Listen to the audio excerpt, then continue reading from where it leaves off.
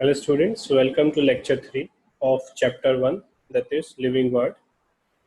अब यहाँ पर हम लोगों ने सेकेंड लेक्चर में टेक्सोनॉमी के बारे में स्टडी किया था। उसमें हम लोगों ने बेसिकली 4 चीज़ों के बारे में स्टडी किया था।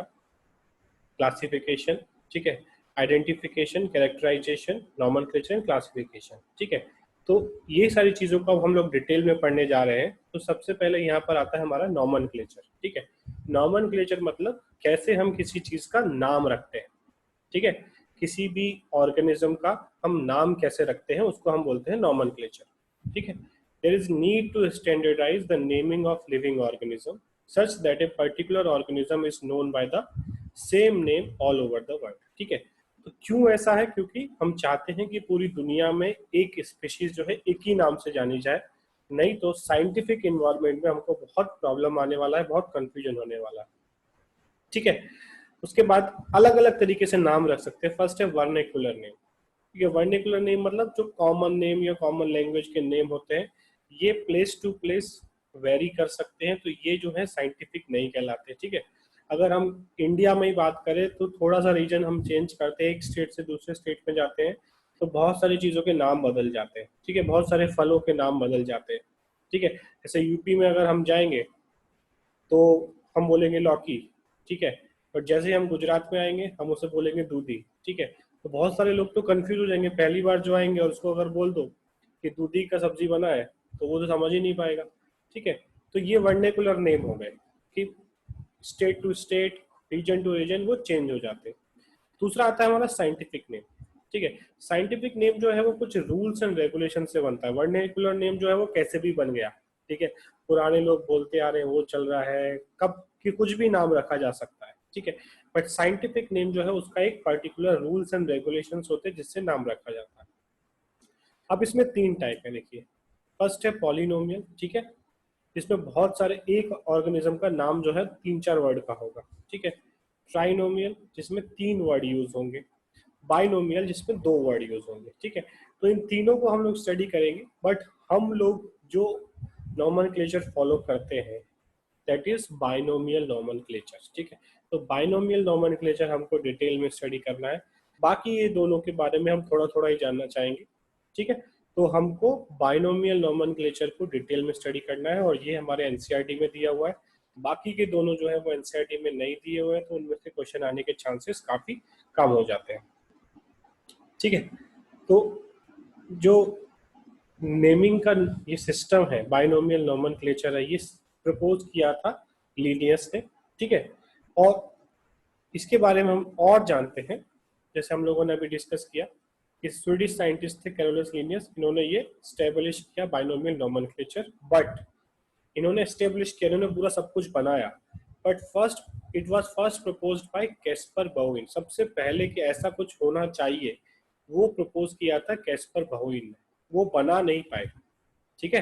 जैसे कोई बोल दे, कोई अगर मान ले बोल दे कि मैं, जैसे एक प्राइम मिनिस्टर बोल दे कि मैं यहाँ पे बुलेट ट्रेन बनाना चाहता हूँ, प्रपोज कर दिया, ठीक है, बट वो बना नहीं पाया। दूसरा प्राइम मिनिस्टर आया, उसने उसको पूरा तरीके से बना दिया, ठीक है। तो कैस्पर बोइन ने सिर्फ प्रपोज किया, उसने उसको बनाया नहीं, उसे एस्टेब्लिश नहीं किया, बट कार्लोस लीनियस ने उसे एस्टेब्लिश किया, ठीक है।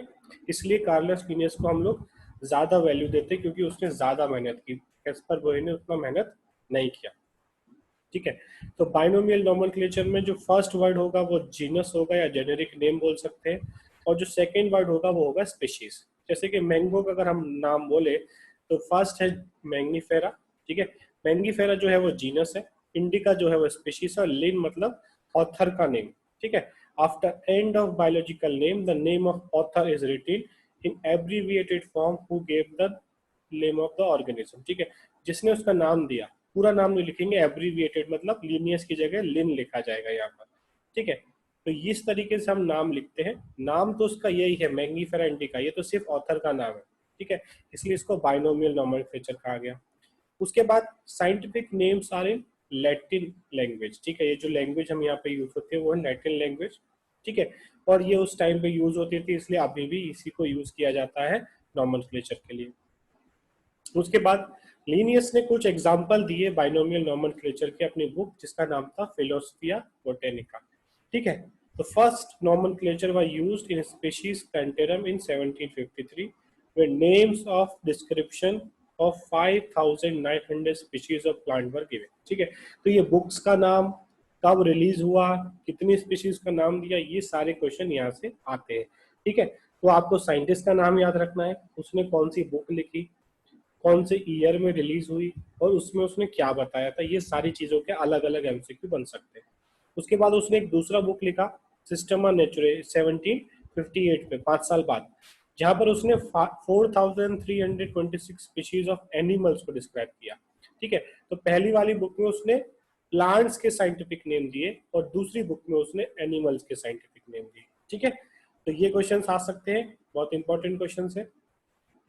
आगे चलते हैं हम लोग.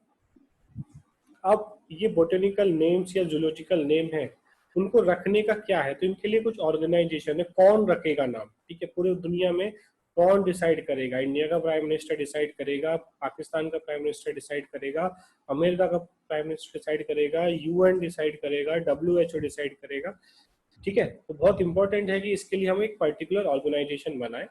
तो बोटेनिकल नेम के लिए है international code for botanical nomenclature, इसको हम लोग शॉर्ट में आईसीबीएन बोलते हैं. और एनिमल्स के नेम के लिए है international code for zoological nomenclature. ठीक है, तो सबसे पहले जो है तैयार हुआ आईसीबीएन, जो 1961 में बना. ठीक है, उसके बाद बना आईसीजेडएन 1964 में. उसके बाद तीसरा international code for nomenclature of bacteria, bacteria का नाम कैसे रखा जाए, उसके लिए जो रूल्स एंड रेगुलेशन बने वो, उसको हम बोलते हैं आईसीएनबी. उसके बाद कल्टीवेटेड प्लांट्स. ठीक है, एक तो प्लांट्स होते हैं जंगल में जो रह रहे, खुद से ग्रो हो रहे, एक होते जो इंसान खुद से कल्टीवेट करता है, उसके नाम रखने का ICNCP, international code of nomenclature for cultivated plants. ठीक है, उसके बाद एक और है ICTV, international committee for taxonomy of viruses, जो कि बहुत इंपॉर्टेंट है आज के जमाने में, वायरसेस का पूरा स्टडी करने के लिए, उसका नाम रखने के लिए, ठीक है, उन्हें क्लासीफाई करने के लिए. तो यहाँ पर बोटनी का हो गया, जूलॉजी का हो गया, बैक्टीरिया का हो गया, कल्टीवेटेड प्लांट्स का हो गया, वायरसेस का हो गया. ठीक है, तो ये इनके नाम, इनके शॉर्ट फॉर्म कभी पूछा जा सकता है कि आईसीएनसीपी का फुल फॉर्म क्या है, आईसीटीवी का फुल फॉर्म क्या है, या इनको मैच द फॉलोइंग में आ सकते हैं. ठीक है, ईयर पूछा जा सकता है, सबसे पहले कौन सा बना था वो पूछा जा सकता है. कौन सा बना सबसे पहले, ICBA, international code for biology, international code of botanical nomenclature. ठीक है, फॉर नहीं यूज करना है यहाँ पर, international code of botanical nomenclature हमको यूज करना है. ठीक है, अब रूल्स क्या है इसके, जैसे कि हम लोगों ने देखा कि बाइनोमियल नॉमेनक्लेचर में एक जेनेरिक नेम होगा, स्पेसिफिक नेम होगा. लिखना कैसे है इसको, generic name should begin with the capital letter. ठीक है, जैसे मान लो मैंगीफेरा इंडिका, तो एम जो है वो कैपिटल आएगा, बाकी सारे स्मॉल होंगे. उसके बाद इंडिका में जो है आई भी छोटा होगा, बाकी सारे लेटर्स भी छोटे होंगे. ठीक है, तो पूरे नाम में जीनस का फर्स्ट लेटर कैपिटल होगा, बाकी पूरा स्मॉल में होगा. ठीक है, both the words in a biological name when hand written, अगर हम हाथ से लिख रहे हैं तो दोनों को सेपरेटली अंडरलाइन करना है.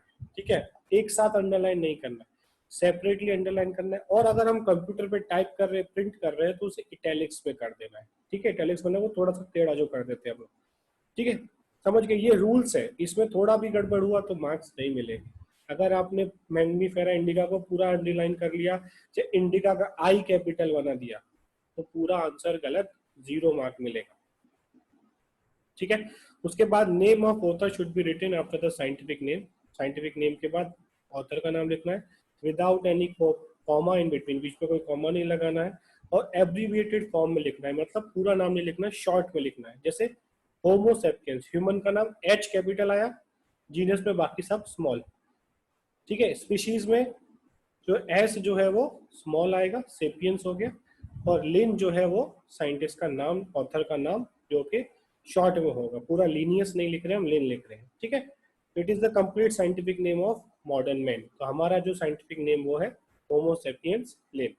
ठीक है, तो ये समझ गए हम लोग. उसके बाद आगे चलते हैं कि प्रिंसिपल ऑफ प्रायोरिटी, कि अगर मान लो 2-4 लोगों ने नाम रखे हुए हैं एक ही चीज के, तो कैसे डिसाइड करेंगे कौन सा नाम हमको यूज करना है. ठीक है, if first name given to the organism is valid, ठीक है, अगर किसी ने नाम रखा हुआ है कोई, ये ICBN बनने से पहले नाम रखा है और वो ICBN के रूल्स में फिट होता है, ठीक है, तो उसको हम बोलेंगे that will be consider as first preference, ठीक है। एनी अदर वैलिड नेम, और कोई दूसरा नाम मिलता है तो उससे हम एक सिनोनिम रखेंगे, ठीक है। तो जो सबसे पहले रखा गया और वो वैलिड है अगर, तो वो नाम होगा मेन साइंटिफिक नेम, और कोई दूसरा नाम है तो उसे हम सिनोनिम यूज करेंगे। No names are recognized prior to those used by Linnaeus in 1758, ठीक है।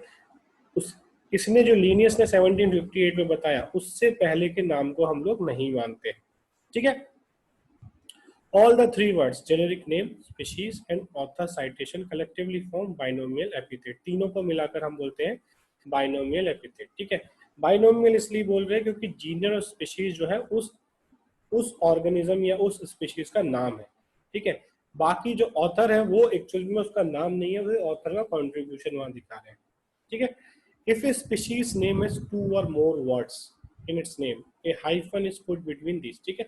जैसे कि हिबिस्कस रोजा साइनेसिस, ठीक है, जो रेड वाला जो हम फ्लावर हमारे घर के आसपास होता है, तो अगर यहाँ पर स्पीशीज के नाम में 2 वर्ड है तो उसके बीच में हम हाइफन जरूर लगाएंगे, ठीक है। हिबिस्कस रोजा साइनेसिस, ये इटैलिक्स में लिखा हुआ है, एच कैपिटल है, बाकी सब small.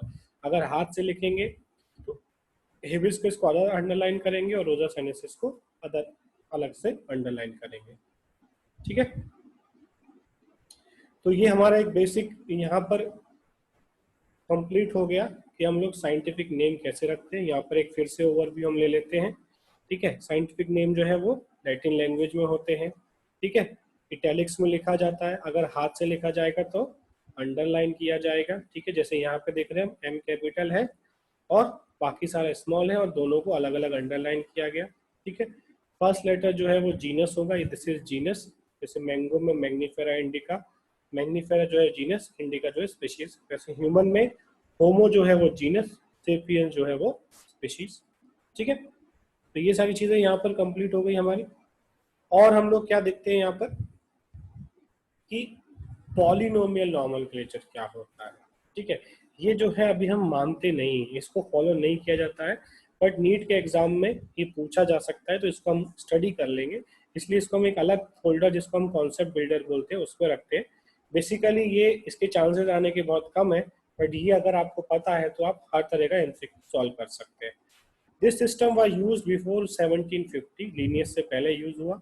In this system, names of the plant are based upon morphological character, ठीक है। जैसे कैरियोफाइलम, the name given was कैरियोफाइलम, Saxatilis, Folies, Gramineous, Ampelitis, Columnus। ये पूरा एक नाम है, ठीक है। तो ऐसा लगेगा कि नाम है कि एड्रेस है, ठीक है। तो ये जो है पॉलिनोमियल नोमेनक्लेचर हमारे बस की बात नहीं थी, ठीक है। अगर ये हम लोग मान रहे होते तो तुम लोगों का तो बैंड ही बज जाता है ना, क्योंकि इतना बड़ा नाम, एक एक स्पीशीज का इतना सारा नाम। अभी तो बोटनी में, जूलॉजी में इतने सारे नाम आने वाले, कैसे याद रखेंगे, ठीक है। तो बहुत अच्छा हुआ हम इसे फॉलो नहीं करते, ठीक है। आगे चलते हैं हम लोग। उसके बाद आया ट्राइनोमियल नोमेनक्लेचर, जो कि लमार्क ने दिया। इसमें 3 वर्ड यूज होंगे, ठीक है। ये थोड़ा बहुत हम लोग कर सकते थे, बट हमारे लिए सबसे बेस्ट था बाइनोमियल नोमेनक्लेचर, क्योंकि हम कम से कम चीज याद रखना चाहते हैं, ज्यादा बड़ा नाम नहीं चाहिए, ठीक है। It involves use of 3 words for its name, but the names of सब स्पीशीज और variety can also be incorporated, ठीक है। तो क्या होगा इसमें, जीनस होगा, स्पीशीज होगा और सब स्पीशीज और आ जाएगा, ठीक है। तीसरा वर्ड जो है वो क्या आ जाएगा, सब स्पीशीज। जैसे इंडियन क्रो जो है उसका जीनस है कॉर्वस, स्प्लेंडेंस जो है उसका स्पीशीज हुआ और सब स्पीशीज हुआ स्प्लेंडेंस, ठीक है। दोनों सेम है, स्पीशीज और सब स्पीशीज। उसी तरीके से यहाँ पे दिया हुआ है, ठीक है। इंडियन बाबुल, एकेशिया, नीलोटिका, वैरायटी जो है उसका इंडिका, सब स्पीशीज या वैरायटी। देखो अब एनिमल के केस में हम लोग बोलते हैं सब स्पीशीज और प्लांट के केस में हम उसको बोल देते हैं वैरायटी, ठीक है। दोनों चीज सेम है, सब स्पीशीज बोलो या वैरायटी बोलो, दोनों चीज सेम है। वो तीसरा वर्ड होगा, ठीक है। ये लमार्क ने प्रपोज किया, पर इसको भी हम लोग फॉलो नहीं करते। हम किसको फॉलो करते हैं, हम फॉलो करते हैं बाइनोमियल नोमेनक्लेचर को, ठीक है। उसके बाद दूसरी चीज आती है यहाँ पर सिनोनिम्स, ठीक है। द नेम गिवन, अगर इन केस 2 और मोर नेम्स आर गिवन, अगर किसी के 2 नेम दिए हुए या 2 से ज्यादा नाम दिए हुए, जो सबसे पुराना नाम है, ठीक है, उसको हम वैलिड मानेंगे। और बाकी सबको उसका सिनोनिम बोल देंगे। जैसे एल्ब्यूगो कैंडिडा, ठीक है, इसको हम लोग मानेंगे फाइनल नेम, और उसका दूसरा नाम जो दिया हुआ है सिस्टोपस कैंडिडस, ये उसका सिनोनिम हो जाएगा। ठीक है, तो अगर एक स्पीशीज के एक से ज्यादा नाम दिए हुए हैं दुनिया में और वो वैलिड नाम है, तो जो सबसे पहले दिया हुआ था उसको हम वैलिड मानेंगे, बाकी को हम लोग सिनोनिम बोल देंगे। ठीक है, उसके बाद आता है tautonym, when generic and species name are same. Genus और स्पीशीज सेम है, जैसे रेट का है रेटस रेटस, जीनस भी रेटस और स्पीशीज भी रेटस। ठीक है, तो इस केस में हम लोग क्या करेंगे, इसको हम बोलेंगे ये टोटोनिम है। ठीक है, तो tautonym are not recognise by botanist, और प्लांट में ऐसा हमको नहीं मिलेगा, ये सिर्फ हमको एनिमल में देखने को मिलेगा। उसके बाद ऑटोनिम, व्हेन स्पीशीज एंड सब स्पीशीज और वैरायटी नेम आर सेम। ठीक है, तो जब हमने पहले देखा था, जब स्पीशीज और सब स्पीशीज, ये स्पीशीज और वैरायटी, ठीक है, वो सेम हो जाता है। जैसे यहाँ पर स्प्लेंडेंस स्प्लेंडेंस, स्पीशीज स्प्लेंडेंस है, जीनस कॉर्बस है, और सब स्पीशीज स्प्लेंडेंस, तो ये दोनों सेम हो रहा है, इसको हम बोलेंगे ऑटोनिम। वैसे acacia निलोटिका निलोटिका, this is genus, निलोटिका species और सब स्पीशीज। ठीक है, तो इसको हम बोलेंगे ऑटोनिम। ठीक है, समझ गए। उसके बाद यहाँ पे लास्ट आता है homonym, one name for two different plants. ठीक है, दो प्लांट है अलग अलग, दोनों का नाम एक ही है, जैसे कि आलमंड और प्लम प्लांट। ठीक है, आलमंड हम लोग खाते हैं, प्लम भी हम लोग खाते हैं, दोनों का साइंटिफिक नेम क्या है, प्रूनस टुल्सी। ठीक है, तो इसको हम बोलेंगे होमोनिम। इसमें थोड़ा कंफ्यूजन भी हो सकता है, बट ऐसा बहुत रेयर है। ठीक है, होमोनिम्स जो है वो बहुत रेयर है। ठीक है, तो ये सारी चीजें हम लोग यहाँ पे समझ गए। तो यहाँ पे हम लोग अपना लेक्चर 3 कंप्लीट करते हैं। ठीक है, अगर कोई भी दिक्कत आपको आती है, यहाँ पर हम लोगों ने जो बाइनोमियल नोमेनक्लेचर स्टडी किया, ठीक है, वो आपको सबसे इम्पोर्टेंट यहाँ पे याद रखना है। बाकी चीज़ों का जो आना जो है बहुत मुश्किल है। ठीक है, सबसे ज़्यादा क्वेश्चन जो है हमारे बाइनोमियल नोमेनक्लेचर से आते हैं। किसने दिया, ठीक है, एस्टेब्लिश किसने किया, लीनियस ने किया, प्रपोज किसने किया था सबसे पहले। अगर हम लोग देखें यहाँ पर जो हमने बताया था अभी पीछे की स्लाइड में, पाइनेक्स वाली बुक में कैस्पर बोहीन ने जो है उसको प्रपोज किया था, उसकी बुक का नाम था पाइनेक्स। ठीक है, बट उसे एस्टेब्लिश किसने किया, कैरोलस लीनियस। ये याद रखना है। क्या क्या होता है बायोनोमियल नोमेनक्लेचर में, फर्स्ट लेटर जीनस होता है, दूसरा स्पीशीज होता है। ठीक है, जीनस पहले लिखा जाएगा, स्पीशीज बाद में लिखा जाएगा। लिखने का एक तरीका है, ठीक है, वो तरीके कौन डिसाइड करता है, ICBN ICZN डिसाइड करते हैं। उसके अलावा भी बैक्टीरिया का नाम लिखने का तरीका कौन डिसाइड करता है, ICNV डिसाइड करता है। प्लांट्स के लिए ICNCP डिसाइड करता है, और वायरस के लिए ICTV डिसाइड करता है। ठीक है, रूल्स हमको हमेशा याद रखने हैं, ये NCERT में भी दिए हुए हैं, आपको यहाँ से भी पढ़ लेना है। ठीक है, जीनस का फर्स्ट लेटर कैपिटल होगा, स्पीशीज पूरा स्मॉल में होगा, उसके बाद हम लोग ऑथर का नाम लिखेंगे, वो भी एब्रीविएशन में, पूरा नाम नहीं लिखेंगे, शॉर्ट में लिखेंगे, जैसे लीनियस है उसको लिन लिखेंगे। ठीक है, उसके बाद ये सारी चीजें हम लोग समझ गए। ठीक है, तो पॉलिनियन नोमेनक्लेचर जिसमें एक ऑर्गेनिज्म का बहुत लंबा नाम होता था, जो हमने यहाँ पे कैरियोफाइलम का एग्जांपल लिया, बट हम इसको फॉलो नहीं करते हैं। ठीक है, उसके बाद ट्राइनोमियल नोमेनक्लेचर, ये क्वेश्चन आ सकता है कि किसने दिया था ट्राइनोमियल, लेमार्क ने दिया था। इसमें क्या होता है, स्पीशीज और सब स्पीशीज, स्पीशीज के बाद सब स्पीशीज को भी इंक्लूड करते हैं या वैरायटी को भी। ठीक है, सब स्पीशीज और वैरायटी एक ही चीज है, जो तीसरा वर्ड आएगा। ठीक है, एनिमल के केस में हम लोग उसे सब स्पीशीज बोल देते हैं, और प्लांट के केस में उसे वैरायटी बोल देते हैं।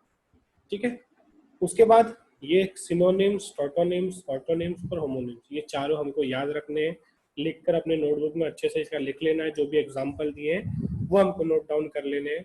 ठीक है, फिर हम लोग आगे के लेक्चर्स में जो है हम लोग बात करेंगे कि कैसे हम क्लासिफिकेशन करते हैं, किंगडम, फाइलम, क्लास, ऑर्डर, कैसे हम क्लासिफिकेशन करते हैं, वो हम लोग नेक्स्ट लेक्चर में स्टार्ट करेंगे। ठीक है, इस लेक्चर में जो भी दिक्कत है आपको, वो आप लाइव क्लास में पूछ लीजिए, या आप व्हाट्सएप के थ्रू भी उसके डाउट्स क्लियर कर सकते हैं। ठीक है।